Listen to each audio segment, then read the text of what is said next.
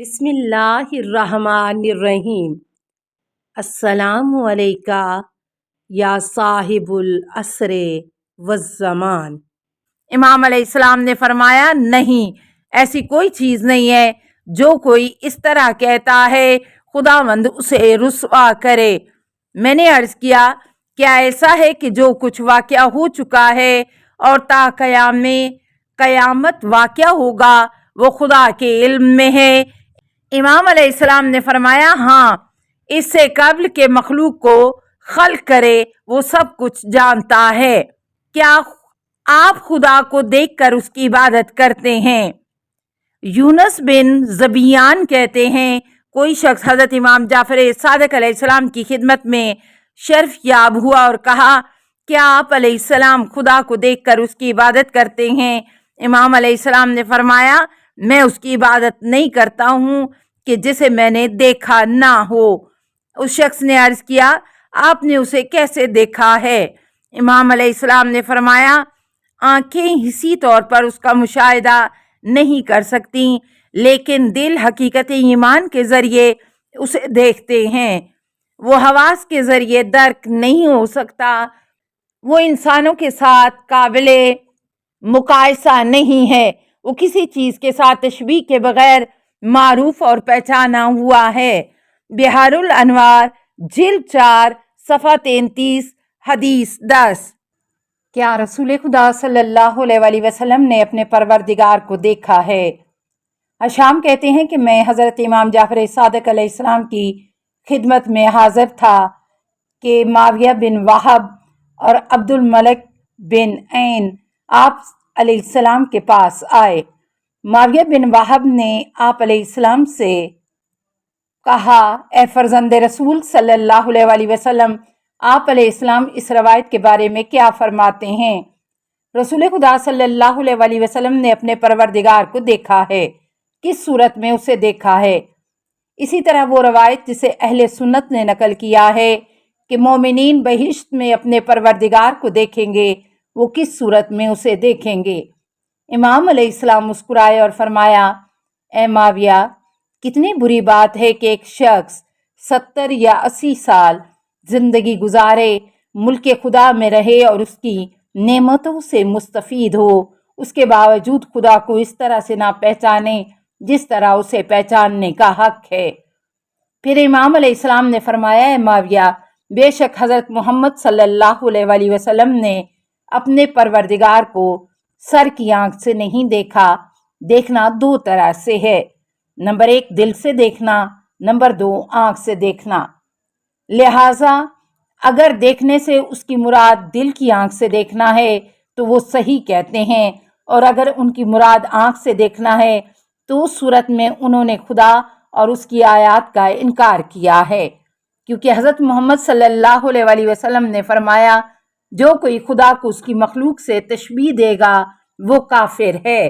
بحار الانوار جلد 4 صفحہ 33 حدیث 11۔ جو دیدار خدا کا دعویٰ کرے اس کے لیے کیا حکم ہے؟ ابراہیم کرخی کہتے ہیں کہ میں نے حضرت امام جعفر صادق علیہ السلام کی خدمت میں عرض کیا، جو شخص دعویٰ کرتا ہے کہ اس نے خدا کو خواب میں دیکھا ہے، اس کے بارے میں آپ علیہ السلام کا کیا نظریہ ہے؟ آپ علیہ السلام نے فرمایا، وہ بے دین شخص ہے، خداوند نہ خواب میں، نہ بیداری میں، نہ دنیا میں اور نہ آخرت میں دیکھا جائے گا۔ امالی الصدوق صفحہ 610 حدیث 5۔ کیا روز قیامت خدا کو دیکھا جائے گا؟ اسماعیل بن فضیل کہتے ہیں کہ میں نے حضرت امام جعفر صادق علیہ السلام سے روز قیامت خدا کو دیکھنے کے بارے میں سوال کیا۔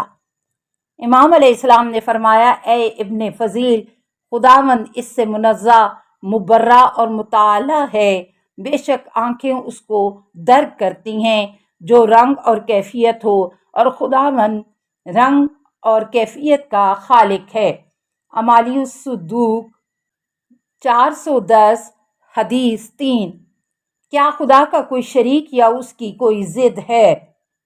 زندیق نے کہا، مجھے بتائیں، کیا خداوند کا اپنے ملک میں کوئی شریک ہے یا تدبیر میں کوئی اس کی ضد اور مخالف ہے؟ امام علیہ السلام نے فرمایا نہیں۔ زندیق نے کہا پس دنیا میں موجود فساد کیا ہے؟ یہ درندے، خوفناک حشرات فی الارض، علیل مخلوقات، کیڑے مکوڑے، مچھر، سانپ اور بچھو وغیرہ کیا ہیں؟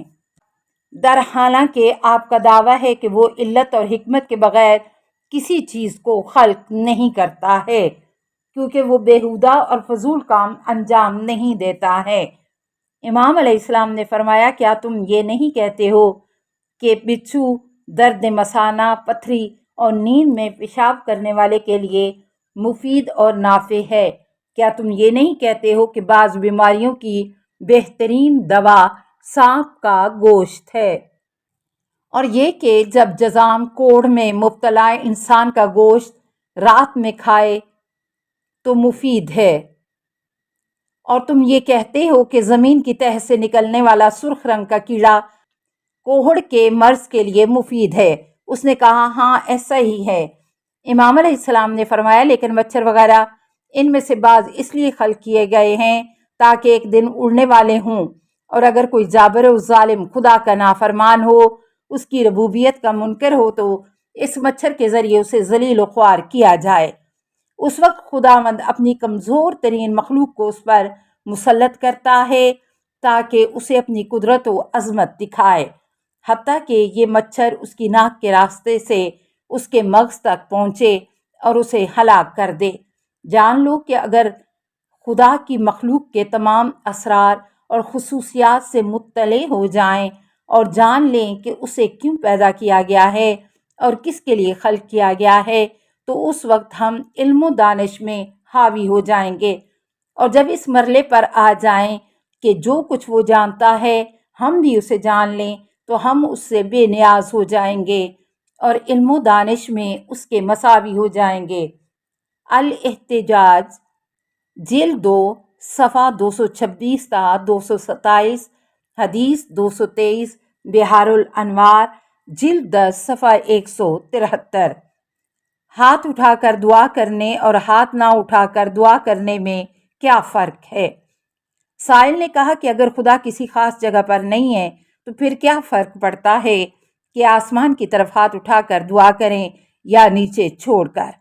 حضرت امام جعفر صادق علیہ السلام نے فرمایا یہ مطلب علم، احاطہ اور قدرت خدا کے اعتبار سے یکساں ہے، لیکن خداوند نے اپنے بندوں اور اولیاء کو حکم دیا ہے کہ وہ اپنے ہاتھ آسمان کی طرف بلند کریں، کیونکہ اسے روزی کی کان اور معدن قرار دیا گیا ہے، لہٰذا ہم اس کو ثابت کریں گے جو قرآن اور روایات پیغمبر نے ثابت کیا ہے، کیونکہ پیغمبر اسلام صلی اللہ علیہ وآلہ وسلم نے فرمایا ہے اپنے ہاتھوں کو خداوند کی طرف اٹھائیں۔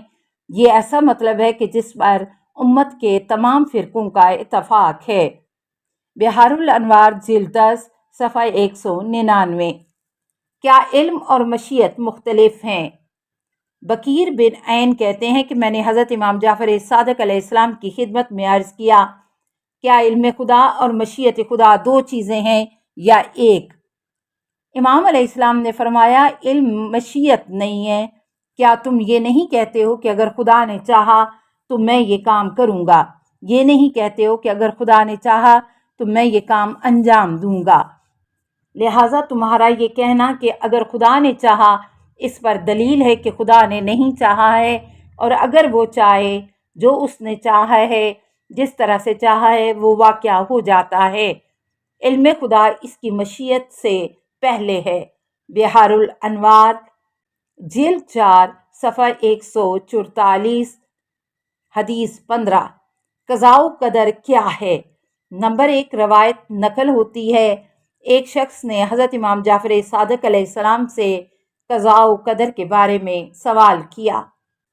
امام علیہ السلام نے فرمایا کہ تم جس کی وجہ سے انسان کی سرزنش اور ملامت کر سکتے ہیں وہ عمل خود انسان کی طرف سے ہے اور خدا کا کام نہیں ہے، اور جس کی وجہ سے تم انسان کی سرزنش اور ملامت نہیں کر سکتے وہ خدا کی طرف سے ہے اور اس کا فعل ہے۔ خداوند بندے سے کہتا ہے کہ تو نے کیوں گناہ کیا ہے، کیوں نافرمانی کی ہے، کیوں شراب پی ہے، کیوں زنا کیا ہے، بس یہ انسان کے کام ہے۔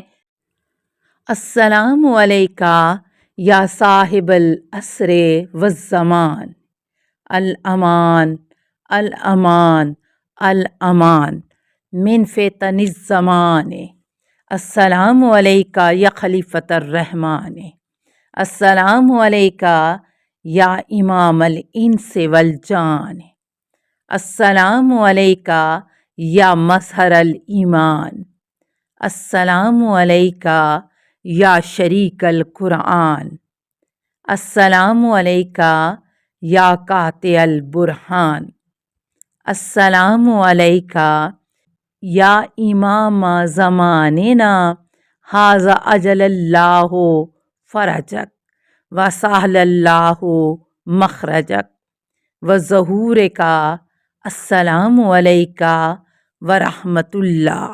اللہم صلی علی محمد و آل محمد۔